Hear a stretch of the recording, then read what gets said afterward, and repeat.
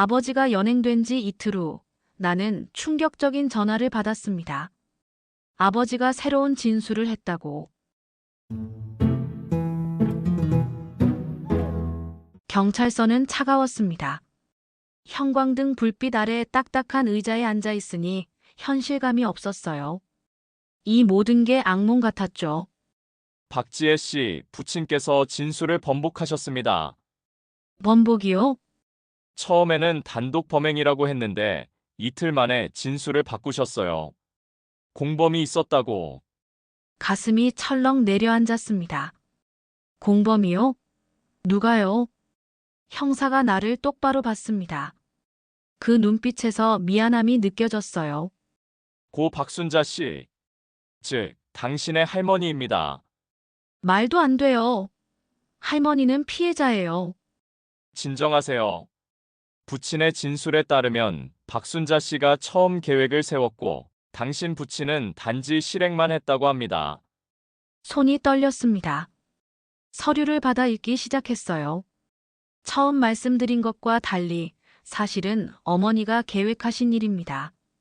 어머니는 영숙이를 처음부터 마음에 들어 하지 않으셨어요.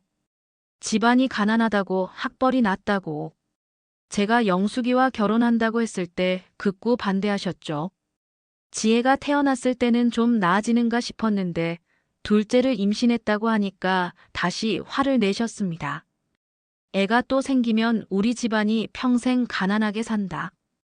차라리 지금 정리하는 게 낫다고 하셨어요. 처음엔 무슨 말인지 몰랐어요. 하지만 어머니가 보험 가입을 권하셨을 때 알았죠. 영숙이한테 고액보험을 들어라. 그리고 사고가 나면 너는 빚도 갚고 지혜도 제대로 키울 수 있다. 저는 거부했어요. 하지만 어머니는 계속 설득하셨습니다. 그리고 그날 어머니가 일부러 외출하셨어요. 영숙이를 혼자 두기 위해서. 지혜는 유치원에 보내고 제가 망설이자 어머니는 말씀하셨죠. 내가 안 하면 내가 할 거야. 어차피 결과는 같아. 저는 어머니를 믿었어요. 어머니가 하시는 일이 옳다고 생각했습니다. 그래서 제가 영숙이를. 모든 건 어머니의 계획이었어요. 저는 그저 시킨 대로 했을 뿐입니다. 서류가 손에서 떨어졌습니다. 거짓말이에요. 이건 다 거짓말이라고요. 우리도 그렇게 생각합니다. 하지만 조사를 해봐야 합니다. 고인에 대한 명예훼손이 될 수도 있지만 할머니 일기장이 있어요. 할머니는 아버지를 막으려고 했어요. 일기장도 증거로 제출하겠습니다. 하지만 부친 측 변호사가 주장하기를 그 일기장은 박순자 씨가 자신의 죄를 숨기기 위해 쓴 거라고. 나는 주먹을 쥐었습니다. 손톱이 살을 파고들었지만 아픔을 느낄 수 없었어요. 아버지를 만나게 해주세요. 지금은 제발요. 제가 직접 물어봐야겠어요. 형사가 한숨을 쉬며 고개를 끄덕였습니다. 철창 너머로 아버지가 보였습니다. 3일 만인데도 많이 야윈 것 같았어요. 수염은 덥수룩하게 자랐고 눈에는 핏발이 서 있었죠. 지혜야, 왜 그러세요? 뭐가? 왜 할머니한테 죄를 뒤집어 씌우세요? 아버지가 눈을 피했습니다. 변호사가 그러라고 해서. 변호사요? 사형이나 무기징역을 피하려면 정상 참작 사유가 필요하대. 그러려면 누군가의 강요나 협박이 있었다는 걸 입증해야 한다고. 그래서 돌아가신 할머니를 이용하는 거예요? 변명도 못 하시는 분을. 지혜야, 아빠도 살아야 해. 감옥에서라도. 살아야 한다고요? 엄마는 살고 싶지 않으셨을까요? 뱃속의 아기는. 아버지가 말문이 막혔습니다. 할머니는 30년간 아버지를 지키려고 모든 오해를 감수하셨어요. 그런데 이제 와서 할머니를 살인 공모자로 만드시는 거예요? 미안하다. 미안하다는 말로 되는 게 아니에요. 나는 소리를 질렀습니다. 유치장 안에 다른 사람들이 쳐다봤지만 신경 쓰지 않았어요. 할머니 일기장 읽어보셨죠? 할머니가 얼마나 고통스러워 하셨는지. 아버지를 지키느라 평생을 어떻게 사셨는지. 그런데 이게 보답이에요? 엄마도 엄마도 이해하실 거야. 아들을 위해서라면. 이해하실 것 같아요. 할머니가 이 소식 들으시면 무덤에서도 눈을 감지 못하실 거예요. 나는 더 이상 참을 수 없어서 자리에서 일어섰습니다. 저는 증언할 거예요. 법정에서 할머니가 얼마나 착한 분이셨는지, 그리고 아버지가 얼마나 비겁한 사람인지. 지혜야. 내가 그러면 아빠는 정말. 끝이죠. 당연히 끝나야 해요. 나는 뒤돌아 걸어 나왔습니다. 뒤에서 아버지가 내 이름을 부르는 소리가 들렸지만 돌아보지 않았어요. 그날 저녁 나는 이모의 집을 찾았습니다. 작은 아파트였어요. 거실 한쪽 벽면에는 엄마의 사진이 재단처럼 놓여 있었죠. 들었다. 네 아버지가 할머니를 공범으로 만들었다고. 어떻게 그럴 수가 있어요? 할머니는 괜찮아. 우리가 진실을 밝히면 돼. 그녀가 서랍에서 또 다른 봉투를 꺼냈습니다. 사실 이게 있었어. 영숙이가 순자 씨에 대해 쓴 편지. 친할머니가 시어머니에 대해 편지를 펼쳤습니다. 1994년 7월. 언니에게, 언니, 시어머님이 정말 좋으신 분이야. 처음에는 무서웠어. 시집살이가 힘들 거라고 생각했지. 하지만 시어머님은 친엄마처럼 대해주셨어. 임신 소식 들으시고는 엄청 기뻐하시면서 내 손을 잡으시더라. 우리 영숙이가 엄마가 되는구나. 걱정하지 마. 내가 옆에서 다 챙겨줄게. 언니, 나는 운이 좋아. 이렇게 좋은 시어머니를 만나서. 민수 오빠가 요즘 좀 이상하긴 해. 회사 일로 스트레스가 많은가 봐. 나한테 짜증도 내고. 하지만 시어머님이 계셔서 견딜 수 있어. 시어머님은 항상 나를 편들어 주시거든. 영수가, 남자들은 원래 그래. 너무 상처받지 마. 내가 아기 낳으면 민수도 달라질 거야. 시어머님 말씀이 맞을 거야. 민수 오빠도 아빠가 되면 달라지겠지. 아, 어제는 시어머님이 우리 아기 옷을 손수 떠주셨어. 노란색 작은 스웨터. 너무 예쁘더라. 우리 손주가 입을 거니까 정성 들여 떴어. 라고 하시면서 얼마나 웃으시던지. 언니, 나는 정말 행복해. 이렇게 나를 사랑해 주시는 시어머니가 계시니까. 영숙. 편지를 읽는 동안 눈물이 멈추지 않았습니다. 할머니는 엄마를 사랑하셨네요. 그래. 네 할머니는 영숙이를 진짜 딸처럼 아꼈다. 그래서 더 고통스러웠겠지.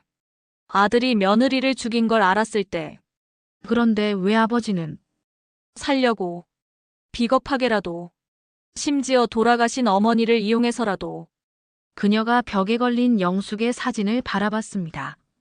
내일 검찰에 이 편지를 제출할 거다. 그리고 당시 이웃들 증언도 받았어. 이웃들이요? 30년 전 그 집 근처에 살던 사람들. 기억하는 분들이 있더라고. 네 할머니가 얼마나 영숙이를 아꼈는지. 그녀가 녹음기를 틀었습니다. 그 집 할머니 며느리를 정말 아꼈어요. 항상 우리 며느리가 제일 착해라고 자랑하셨죠. 임신했을 때는 매일 몸조리 잘하라고 챙기시고 그래서 더 이상했어요. 영숙 씨가 죽었을 때 순자 씨가 며느리를 죽였다는 소문이 돌았는데 전 절대 안 믿었어요. 그럴 분이 아니거든요. 순자 씨는 사고 이후로 완전히 달라지셨어요. 말도 없어지시고 사람도 안 만나시고 마치 본인이 죽은 사람 같았어요. 그 모습 보면서 저는 생각했죠. 아, 이분도 피해자구나라고. 녹음이 끝났습니다. 이 정도면 할머니 결백을 증명할 수 있겠죠? 응. 그리고 한 가지 더. 그녀가 오래된 수첩을 꺼냈습니다. 이건 할머니의 병원 기록이란다. 사건 직후부터 우울증 치료를 받으셨더라고. 수첩을 펼치니 병원 진료 기록이 빼곡했습니다. 심한 우울증, 불면증, 죄책감으로 인한 자살 충동. 할머니가 이렇게 힘드셨구나. 살인을 공모한 사람이 이런 증상을 보일까? 아니에요. 이건 무고한 사람이 억울한 오해를 받았을 때 나타나는 증상이지. 그녀가 내 손을 잡았습니다. 지혜야, 우리가 할 일은 두 가지야. 너희 아버지를 처벌하는 것, 그리고 할머니의 명예를 회복하는 것. 네. 꼭 그렇게 하겠어요. 그날 밤, 집으로 돌아오는 길, 나는 할머니 묘소에 들렀습니다. 어둠 속에서 묘비가 쓸쓸하게 서 있었어요. 할머니, 죄송해요. 아버지가 할머니한테 마지막까지 이런 짓을 하네요. 바람이 불어 나뭇잎이 떨어졌습니다. 하지만 걱정하지 마세요. 제가 반드시 할머니 명예를 지킬게요. 모든 사람이 알게 할 거예요. 할머니가 얼마나 훌륭한 분이셨는지. 묘비를 쓰다듬었습니다. 차가운 돌이었지만 왠지 할머니의 온기가 느껴지는 것 같았어요. 할머니 사랑해요. 그리고 정말 존경해요. 아들을 지키려고 평생 오해를 감수하신 거. 저는 못할 것 같아요. 한참을 그렇게 앉아 있었습니다. 달이 떠올랐어요. 밝은 달빛이 묘비를 비췄죠. 이제 시작이에요, 할머니. 진짜 싸움은.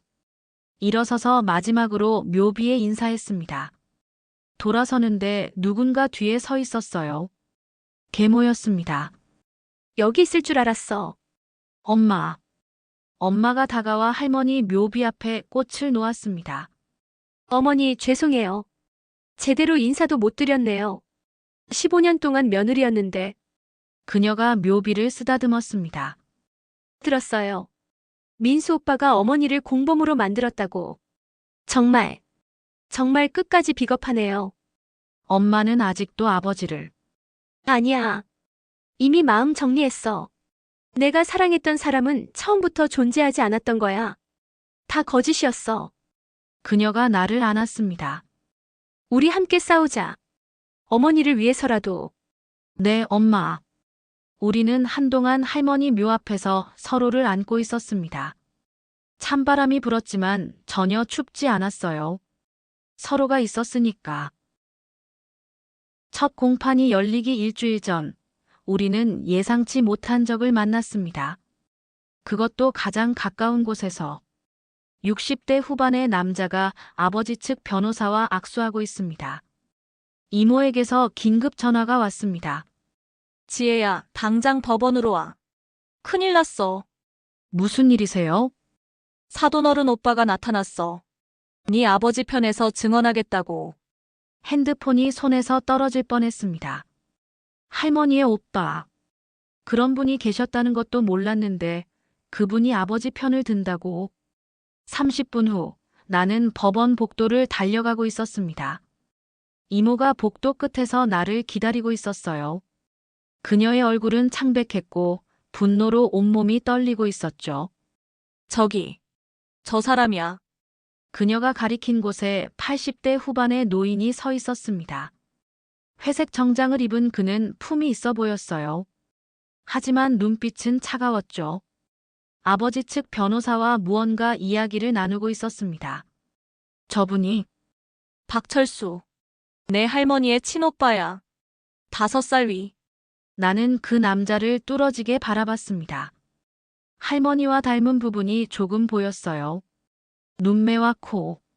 하지만 그 눈빛은 할머니와 전혀 달랐습니다.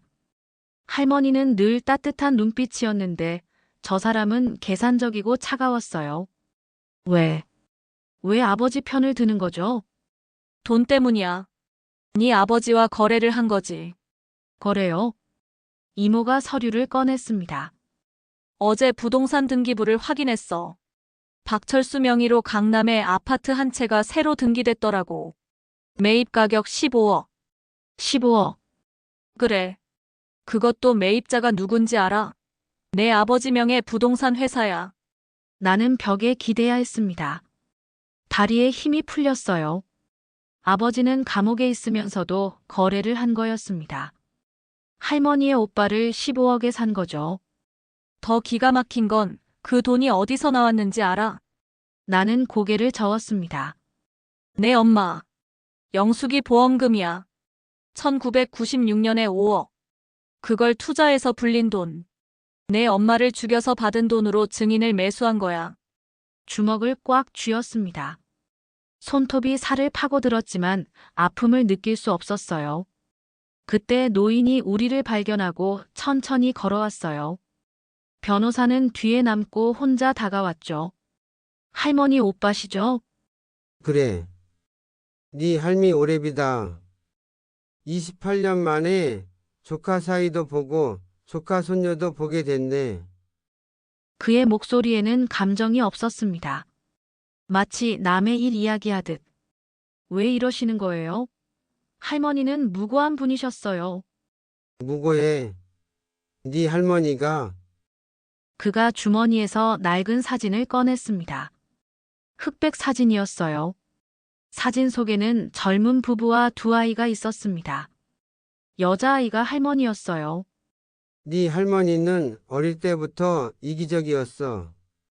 자기만 생각하는 애였지. 우리 부모님이 돌아가셨을 때도 유산을 혼자 다 가져가려고 했어. 그건 내가 뭘 알아. 나는 평생을 알고 지낸 오래비야. 이때 이모가 끼어들었습니다. 거짓말하지 말아요. 사돈 어르신은 그런 분이 아니었어. 당신은 누군데? 지혜 이모인데요. 어르신 조카가 죽게 만든 며느리의 언니. 할아버지의 얼굴이 굳어졌습니다. 하지만 곧 무표정으로 돌아왔죠. 그래, 그 아이. 불쌍한 아이였지. 하지만 그건 네 할미가 계획한 거야. 거짓말이에요. 제가 4살 때 일이지만 할머니 일기를 다 읽었어요. 할머니는 엄마를 진심으로 사랑하셨어요. 법정에서 입증할 거야. 네 할미가 얼마나 계산적이고 냉혹한 사람이었는지. 그가 돌아서려는데 김정미가 그의 팔을 붙잡았습니다. 15억 받았죠? 제부한테. 할아버지가 미간을 찌푸렸습니다. 무슨 소리야? 시치미 떼지 마세요. 부동산 등기부 다 확인했어요. 며칠 전에 강남 아파트 15억짜리 샀죠? 그게 뭐? 내 돈으로 산 거야. 매도자가 민수회사던데요. 시세보다 5억 비싸게 샀고. 그 5억이 증언료죠? 할아버지의 얼굴이 일그러졌습니다. 증명해봐. 법적으로. 증명할 거예요. 검찰에 다 제출했으니까. 할아버지가 한 발 다가왔습니다. 위협적이었어요. 좋아. 그럼 법정에서 보자고. 내가 뭘 증언할지 기대해. 그가 돌아서 걸어갔습니다. 이모 어떡해요? 할아버지가 법정에서 거짓말하면. 막아야지. 반드시. 그날 오후 우리는 긴급하게 변호사를 만났습니다. 검사 측 변호사는 40대 중반의 여성이었어요. 이름은 한지영. 30년 경력의 베테랑이었죠. 한지영 변호사. 박철수 씨 증언은 예상했어야 했는데 제가 방심했습니다. 막을 수 있나요? 어렵습니다. 그는 할머니 친오빠예요. 혈육의 증언은 무게가 있죠. 하지만 매수된 증언이잖아요. 증명하기 어려워요. 부동산 거래는 합법적이에요. 시세보다 비싸게 샀다고 해서 뇌물이라고 단정할 수 없죠. 나는 주먹을 쥐었습니다. 그럼 어떻게 해요? 할머니가 정말 공범이었다고 판결나면 최악의 경우 박민수 씨의 형량이 줄어들 수 있어요. 강요에 의한 살인으로 인정받으면 무기징역에서 15년형으로 감형될 수도 있죠. 그럴 순 없어요. 하지만 방법이 아예 없는 건 아니에요. 그녀가 서류를 펼쳤습니다. 박철수 씨의 진술 중 모순점을 찾아야 해요. 그리고 할머니가 선한 사람이었다는 증거를 더 많이 모아야 하고요. 이웃 증언은? 병원 기록은? 좋아요. 하지만 더 필요해요. 결정적인 무언가가 침묵이 흘렀습니다. 결정적인 무언가. 그게 뭘까? 그때 나는 문득 떠올랐습니다. 영상이요. 영상? 할머니 집에 오래된 비디오 테이프들이 있었어요. 가족 행사 찍은 것들. 혹시 그 안에 할머니와 엄마가 함께 있는 장면이 있을지도. 김정미의 눈이 번뜩였습니다. 맞아. 그걸 보여주면 사돈 어르신이 영숙이를 얼마나 아꼈는지 증명할 수 있어. 좋아요. 당장 찾아보세요. 공판까지 일주일밖에 없어요. 그날 밤부터 나와 계모, 김정미 이모는 할머니 집에서 비디오 테이프를 찾기 시작했습니다. 다락방부터 시작했어요. 먼지 쌓인 상자들을 하나씩 열었죠. 먼지가 정말 많네. 조심하세요, 엄마. 세 번째 상자에서 비디오 테이프 여러 개를 발견했습니다. 있어. 여기. 테이프 라벨에는 날짜가 적혀 있었어요. 1993년 설날, 1994년 봄나들이, 1995년 여름휴가, 1996년 설날. 이거 엄마 살아계실 때 찍은 거예요. 제가 4살 때까지. 당장 봐야 해. 우리는 테이프들을 들고 거실로 내려갔습니다. 다행히 할머니 집에는 오래된 VCR이 있었어요. 계모가 전원을 켰죠. 첫 번째 테이프를 넣었습니다. 1993년 설날. 화면이 흔들리며 시작되었습니다. 비디오 화면에서 젊을 적 아버지와 한복 입은 할머니가 나타났습니다. 50대 초반이었던 당시 할머니는 건강해 보였어요. 그리고 그 옆에 젊을 적 엄마가 있었습니다. 한 살배기 아기를 안고 있었어요.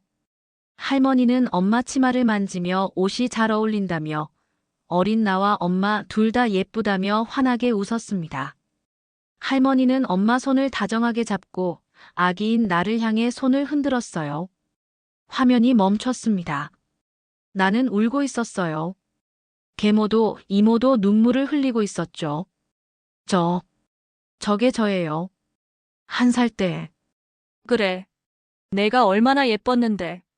두 번째 테이프를 넣었습니다. 1995년 여름휴가. 바닷가였습니다. 파도가 밀려오는 모래사장이었어요.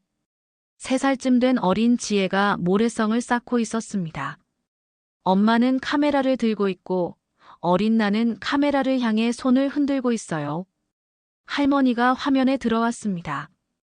그리고 옆에 앉아 함께 모래성을 쌓았어요. 화면 속에서 어린 나는 까르르 웃으며 할머니의 품에 꼭 안겨 있었고 그런 나를 보며 엄마도 웃고 있었어요. 화면이 끝났습니다. 이모가 소리내어 울었습니다.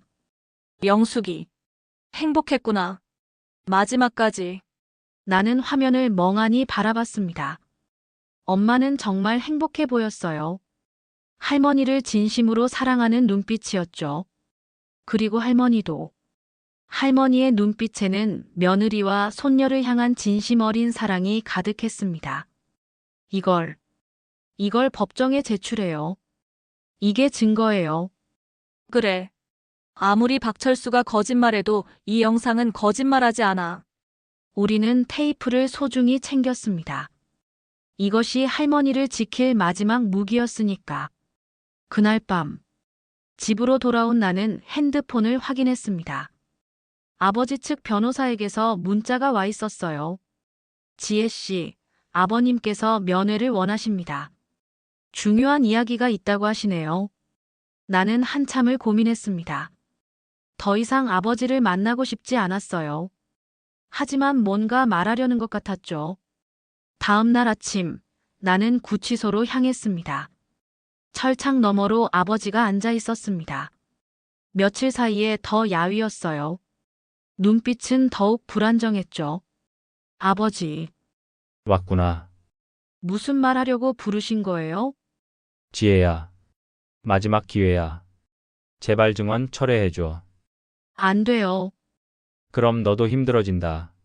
언론이 더 파고들 거고 내 인생도 망가질 거야. 이미 망가졌어요. 아버지 때문에. 4살 때부터 엄마 없이 살았어요. 그것도 아버지가 엄마를 죽여서. 아버지가 울먹였습니다. 외삼촌이 증언하면 나는 살 수 있어. 제발. 할아버지 증언은 거짓이에요. 우리가 증명할 거예요. 엄마와 할머니가 얼마나 서로 사랑했는지. 지혜야. 나는 뒤돌아 걸어 나왔습니다. 뒤에서 아버지가 내 이름을 부르는 소리가 들렸지만 돌아보지 않았어요. 2024년 11월 15일. 드디어 첫 공판이 열렸습니다. 28년 만에 진실이 밝혀지는 순간이었죠. 나는 검은색 정장을 입고 법정으로 들어갔어요. 계모가 내 손을 꽉 잡았죠. 괜찮아. 우리가 이긴다. 네, 엄마. 뒤에서 김정미 이모도 따라 들어왔습니다.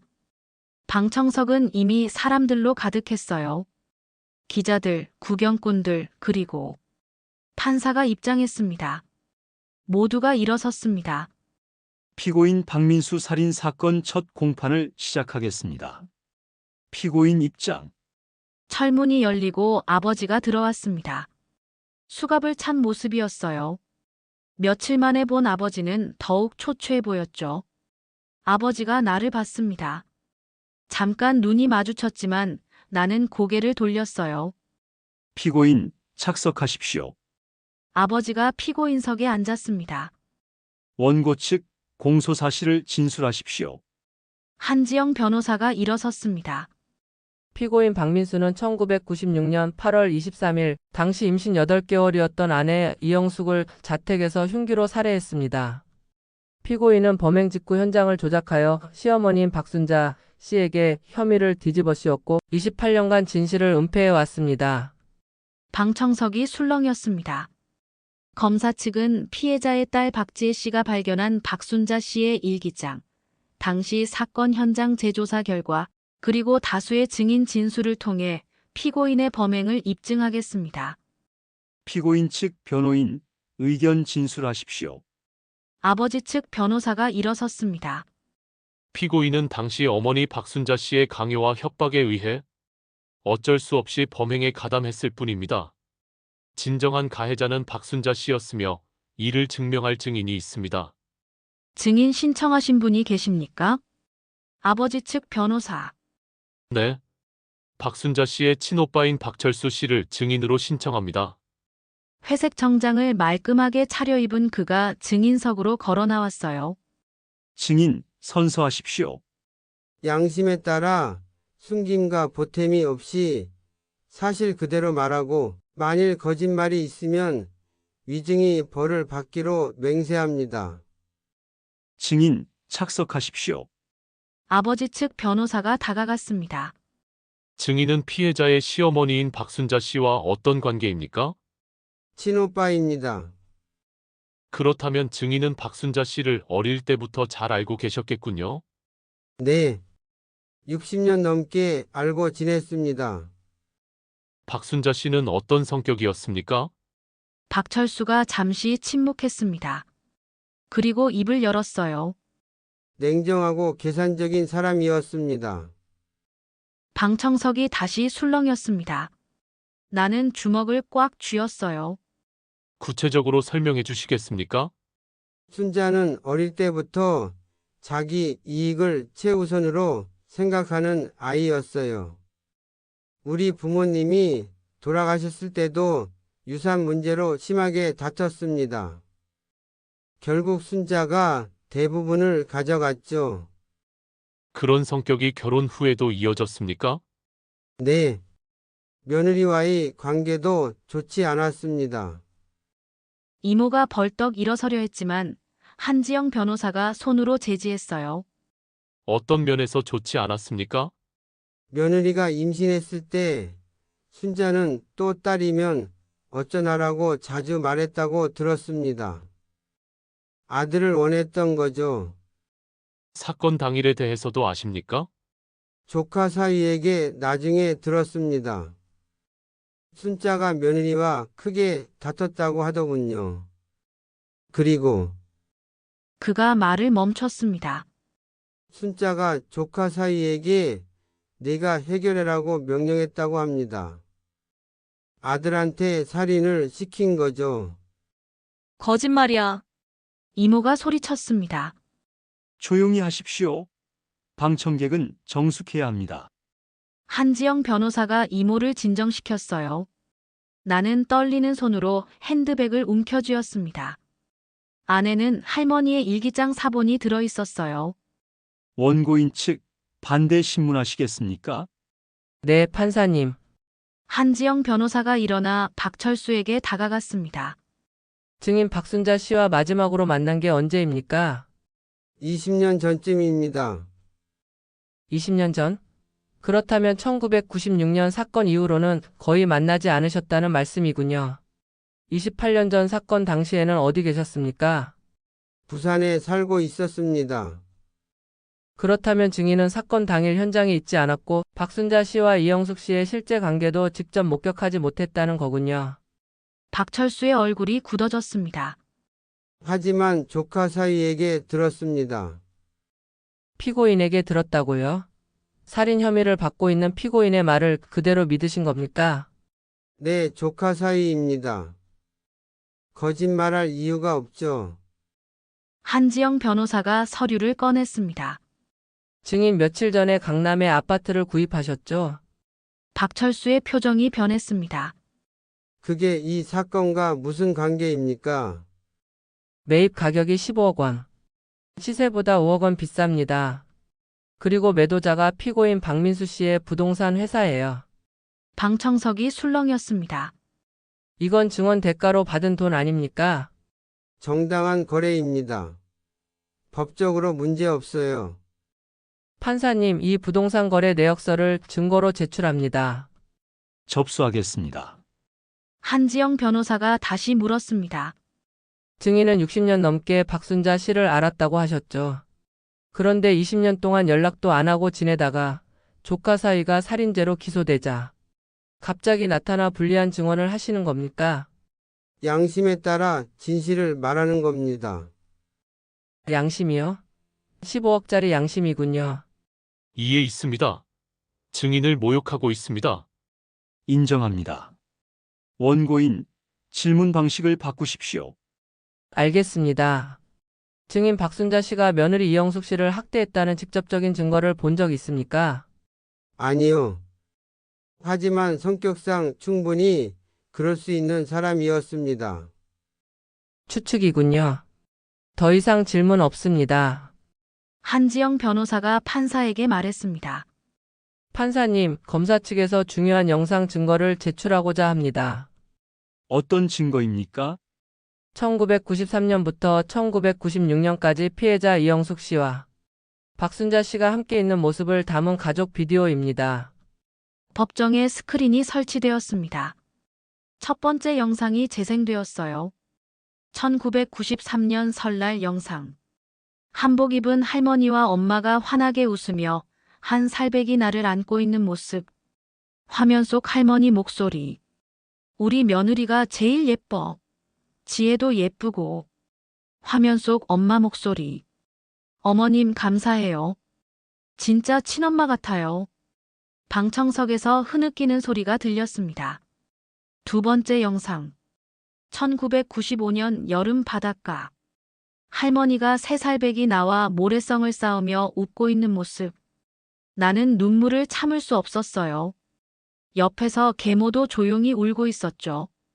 영상이 끝났습니다. 판사님, 이 영상들은 박순자 씨가 며느리 이영숙 씨와 손녀 지혜를 얼마나 사랑했는지 보여줍니다. 증인 박철수 씨의 증언과는 완전히 다른 모습이죠. 박철수가 불편한 표정을 지었습니다. 더 나아가 박순자 씨가 남긴 일기장을 제출합니다.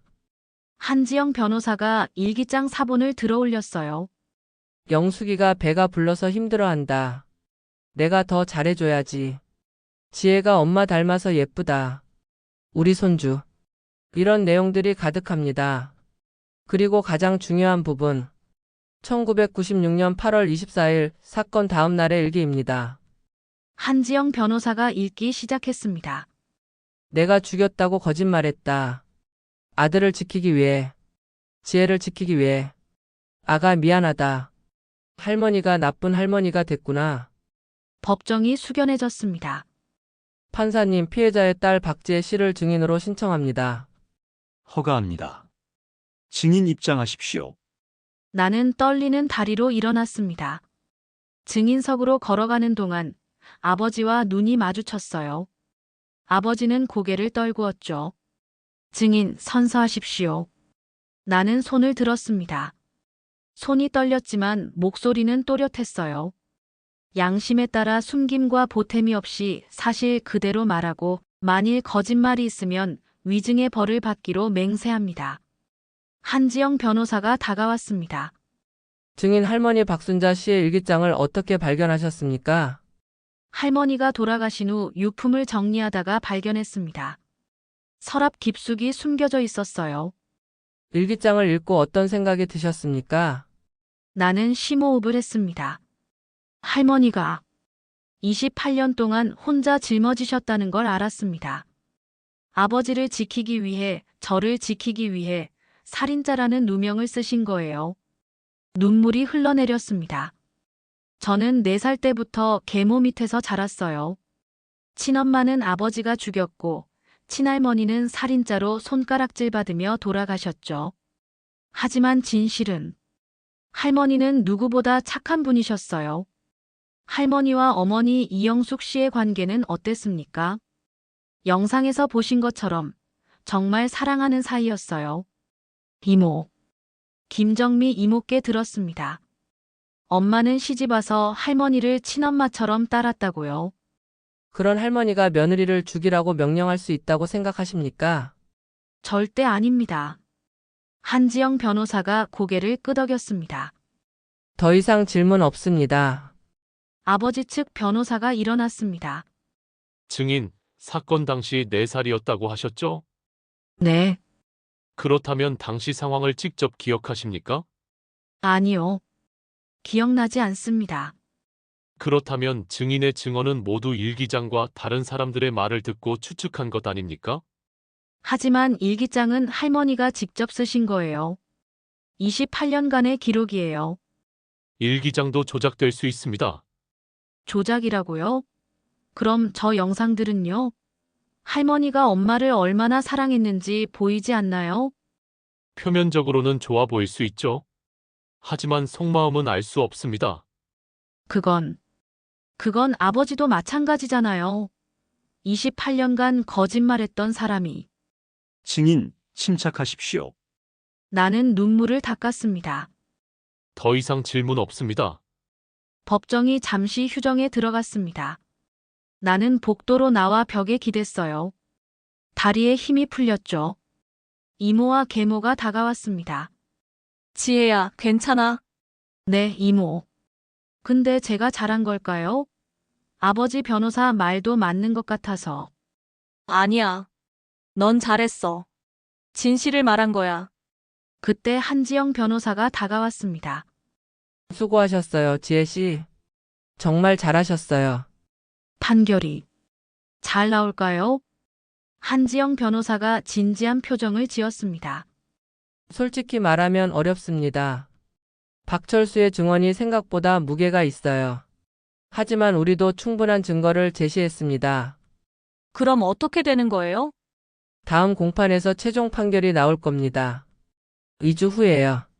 2주 동안 우리는 불안 속에서 기다렸습니다. 언론은 연일 우리 가족을 다뤘고 사람들의 의견은 분분했죠. 그리고 드디어 최종 공판일이 다가왔습니다. 하지만 법정에 들어서는 순간 우리는 예상치 못한 반전을 맞이했습니다. 아버지가 피고인석에서 일어서며 판사에게 무언가 말하려 합니다. 판사님, 제가 자백하겠습니다. 아버지가 자백하겠다고 선언한 순간 법정은 얼어붙었습니다. 28년을 거짓으로 살아온 남자가 드디어 입을 열었죠. 피고인석에서 일어선 아버지가 떨리는 목소리로 말합니다. 피고인, 무슨 말씀이십니까? 변호인과 상의는 하셨습니까? 판사님, 잠시 휴정을 요청합니다. 제 의뢰인이 지금 심리적으로 불안정한 상태입니다. 아닙니다. 제 정신 멀쩡합니다. 변호사님, 미안하지만 이제 그만하고 싶습니다. 아버지가 나를 봤습니다. 그의 눈에는 눈물이 고여 있었어요. 판사님, 모든 게 제 잘못입니다. 어머니는 아무 잘못도 없었습니다. 방청석이 술렁이기 시작했습니다. 기자들이 카메라를 들이댔고 사람들은 놀란 표정으로 서로를 쳐다봤어요. 나는 숨이 막혔습니다. 계모가 내 손을 꽉 잡았죠. 정숙하십시오. 피고인, 계속 진술하십시오. 1996년 8월 23일, 제가 아내를 죽였습니다.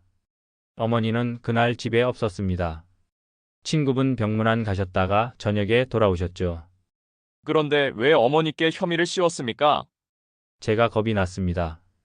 감옥 가기 싫었습니다. 그래서 어머니가 하신 것처럼 꾸몄습니다. 어떻게 꾸몄습니까? 아버지가 힘겹게 말을 이었습니다. 어머니가 평소 주방칼로 요리하시던 모습을 사람들이 알고 있었습니다. 그래서 그 칼을 사용했습니다. 어머니의 지문을 남기기 위해. 나는 주먹을 꽉 쥐었습니다. 계산적이고 치밀한 범행이었어요. 박순자 씨는 진실을 아셨습니까? 나중에 일주일 후쯤 알았습니다. 어머니가 제 방에서 피 묻은 옷을 발견하셨어요. 제가 숨겨둔 걸. 그런데도 왜 침묵하셨습니까? 제가 협박했습니다. 지혜를 지키려면 입 다물라고. 아내가 죽었는데 저마저 감옥 가면 4살짜리 아이는 누가 키우냐고. 어머니는 손녀를 너무 사랑하셨습니다. 그래서 제 죄를 뒤집어 쓰셨어요. 28년 동안 살인자라는 누명을 쓰고 사셨습니다. 법정이 숙연해졌습니다. 나는 눈물이 흘러내렸지만 닦지 않았어요. 할머니의 희생이 얼마나 큰 것이었는지 이제야 제대로 알았죠. 동기는 무엇이었습니까? 보험금이었습니다. 우와. 그게 다입니까? 아니, 그게 아닙니다. 아버지가 고개를 들어 나를 봤습니다. 아내가 저를 떠나려 했습니다. 이혼하겠다고 했어요. 아기를 데리고 가겠다고. 그래서 죽였습니까? 화가 났습니다. 미쳤던 것 같습니다. 어떻게 나를 버리고 가? 라는 생각뿐이었어요. 그래서 말을 잇지 못하고 울기 시작했습니다. 나는 그 모습을 차갑게 바라봤어요. 동정심은 들지 않았죠. 방청석에 앉아있던 박철수가 얼굴이 하얗게 질렸습니다. 그는 황급히 일어나 법정 밖으로 나가려 했어요. 하지만 법정 경위가 막아섰죠. 증인 박철수, 착석하십시오. 저는 몰랐습니다. 진짜 순자가 15억을 받고 위증한 사실은 인정하십니까? 박철수는 대답하지 못했습니다. 증인은 위증죄로 조사받을 것입니다. 퇴정하십시오. 법정 경위들이 박철수를 데리고 나갔습니다. 한지영 변호사가 일어섰습니다. 판사님, 피고인의 자백으로 사건의 진실이 모두 밝혀졌습니다. 피고인 박민수는 1996년 임신 8개월의 아내를 살해하고 28년간 죄를 은폐했습니다. 더욱 악질적인 것은 자신의 어머니에게 누명을 씌우고 그 어머니가 평생 살인자로 살게 만들었다는 점입니다. 박순자 씨는 손녀를 지키기 위해 침묵했고 그 죄책감으로 평생을 고통 속에 살다가 2024년 9월 13일 세상을 떠나셨습니다. 나는 고개를 숙였습니다. 눈물이 멈추지 않았어요. 본 검사는 피고인에게 살인죄에 대한 최고형을 구형합니다. 피해자 이영숙 씨, 그리고 28년간 누명을 쓰고 살다가 돌아가신 박순자 씨를 위해 정의가 바로 서기를 바랍니다. 아버지 측 변호사는 아무 말도 하지 못했습니다. 피고인, 마지막으로 하실 말씀 있습니까? 아버지가 천천히 일어섰습니다. 어머니, 정말 죄송합니다. 천국에서라도 용서해 주십시오. 그가 나를 봤습니다. 지혜야, 아빠가 미안하다. 나는 대답하지 않았습니다. 피고인은 착석하십시오. 3주 후 2024년 12월 6일 최종 판결일이었습니다. 나는 다시 그 법정에 앉아 있었어요. 계모와 이모가 양옆에 앉았죠. 방청석은 가득 찼습니다. 기자들, 시민들, 그리고 이 사건을 지켜본 모든 사람들. 피고인 박민수는 1996년 8월 23일 임신 8개월의 아내 이영숙을 살해한 죄로 유죄를 선고합니다. 피고인은 범행 후 현장을 조작하여 자신의 어머니에게 혐의를 뒤집어 씌웠으며 28년간 진실을 은폐하고 도피 생활을 했습니다. 특히 자신의 어머니를 협박하여 평생 죄책감 속에 살게 만든 점은 극히 죄질이 불량합니다. 피고인에게 무기징역을 선고합니다. 방청석에서 탄성이 나왔습니다. 나는 눈을 감았어요. 무기징역. 아버지는 평생 감옥에서 살게 될 거였죠. 또한 피해자 유족에게 손해배상금 10억 원을 지급할 것을 명합니다. 망치가 내려쳤습니다. 28년 만에 정의가 바로 섰습니다. 법정을 나오니 기자들이 몰려들었습니다. 박지혜 씨, 소감 한 말씀 해주시죠. 아버지의 무기징역 선고에 대해 어떻게 생각하십니까? 나는 잠시 멈춰 섰습니다. 할머니가 평생 짊어진 죄는 할머니 것이 아니었습니다. 오늘 그 진실이 밝혀졌다는 것에 감사드립니다. 앞으로의 계획은? 할머니의 명예를 되찾고 엄마의 진실을 세상에 알리는 것. 그게 제가 해야 할 일입니다. 그렇게 말하고 나는 고개를 숙여 인사했습니다. 계모와 이모가 나를 감싸 안았어요. 나는 할머니 묘소 앞에 섰습니다. 새로 세운 비석에는 이렇게 적혀 있었어요. 박순자. 사랑으로 손녀를 지킨 할머니. 이제 평안히 쉬소서. 나는 꽃을 놓고 절을 했습니다. 할머니. 이제 누명 벗었어요. 할머니는 잘못한 게 없어요. 모두가 알게 됐어요. 바람이 불어왔습니다. 마치 할머니가 대답하는 것 같았죠. 일기장 찾아줘서 고마워요. 할머니가 남긴 마지막 메시지.